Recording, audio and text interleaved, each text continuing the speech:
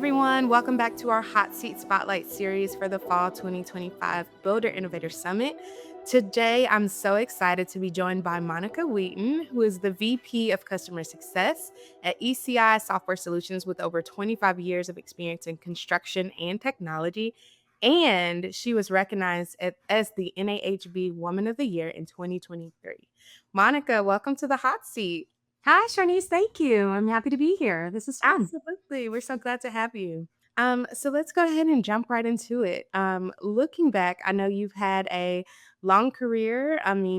As we already discussed, over 25 years of experience. What's one career lesson that has shaped the way you lead today? I think one of the things that's really most important today to keep in mind is when we work in a small industry. And it's really important to keep that in mind when you're working in the industry and you're working with people to understand how people are connected and how you can not only work with them to get what you need, but also how can I support you in your efforts in the things that you need? Because ultimately it all sort of comes back around anyway. So I think that's been one of the most important lessons that I've learned and try to share with my team too. Oh, absolutely. So throughout your career, what are the biggest challenges that you've kind of faced? Like, what's just give me one. We kind of lack advancement in technology, right? We have many people who have lots of years of experience building houses, and they're great technical experts as far as the building and the construction go. But when it comes to technology, our industry has not historically been as comfortable as they need to be with adopting new technological tools to help them advance their building processes. And so that's always been sort of a challenge: is how do we? It's not that we're trying to upset the apple cart, but how do we help people understand that leveraging the technology is going to actually make them build better, faster, and stronger homes in the long run. And it may seem like a lot of work up front, but it's definitely worth the investment in the long term. So Where do you see builders kind of pushing back the most when it comes to adopting new technology, as you were just describing? yeah, I think it's just people get used to their old habits. And I think that a lot of times builders forget that people are involved in a technological change, right? So you can adopt the technology, but if your people aren't using it and they're not leveraging it or learning with it, you're just not going to be able to adopt it in the way that you want to. And you're not going to see the results that you expect. And so I think it's important for people to keep that in mind, that it's not, we see a cool thing, we want to implement it. It's we all have to work together as a company. We all rely on each other, and we always have to have those reminders that our processes are changing, and we need to continue to adapt as the process is changing. We adopt these new technologies. Yeah, adapting and adjusting is the name of the game, honestly. And that translates into really, honestly, any industry, but specifically for us as well here. So there's a lot going on in the world, especially the economy. Builders are navigating higher costs, tighter margins. It's a lot of uncertainty as well. Where do you see the biggest opportunities for technology to help builders stay resilient and profitable in today's market? Well, obviously, there's a lot of discussion going on lately around AI and the importance of leveraging AI, not only for making your job easier, but for also getting better insights and being better at communication and things like that. And while AI will never build a house, I think what AI really can do is help us as builders understand our data a little bit better. And I think that's really the important part, is not even just leveraging AI, but really looking as a builder at what is your data telling you, understanding what has worked for you in the past, where are you heading in the future, and how can you leverage some of that information to continue to make improvements to what you're doing and what you're offering.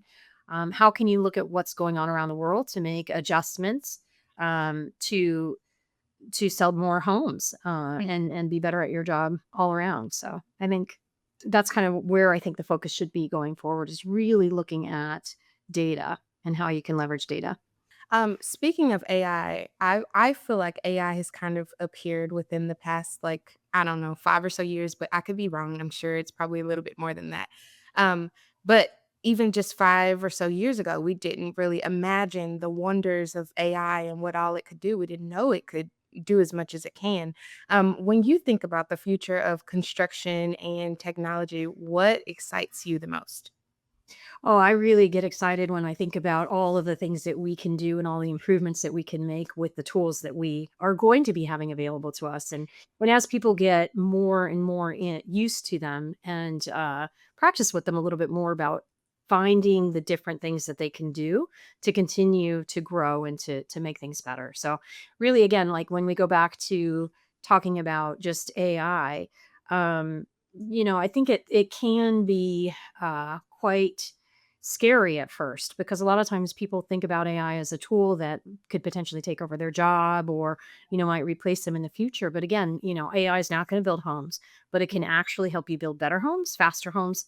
We've had several builders that we've been talking to have leveraged it for takeoffs and for different things. And it hasn't always been right and correct, but it has really helped people think bigger and analyze deeper on the things that they're looking at and doing. So, Yeah, absolutely.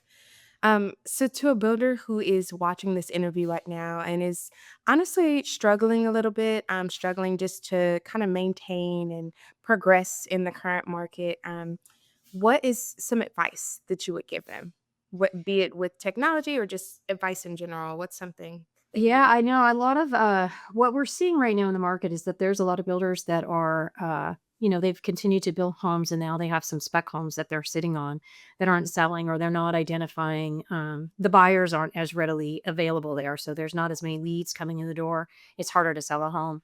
What I would really advise for builders to do, and that's really important right now, is to check in on your old prospects.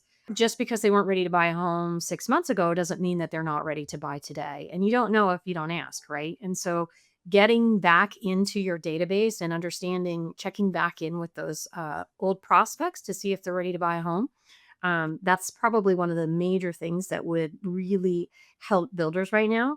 Mm, Another thing is there's so many buyers that are sitting on the fence, trying to waiting for the interest rates to drop yeah. and for things to become a little bit more secure.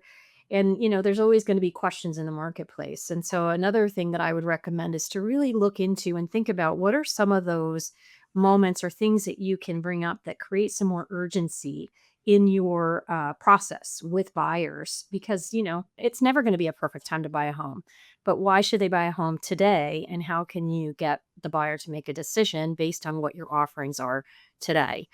Mm, As we start to get to the fourth quarter, planning for 2026 is going to start to be important. And again, looking at historical data and kind of those expectations of what's to come up, but are some other areas that really should be looked at. But I think for now, really just trying to find those buyers, get those yeah. homes sold.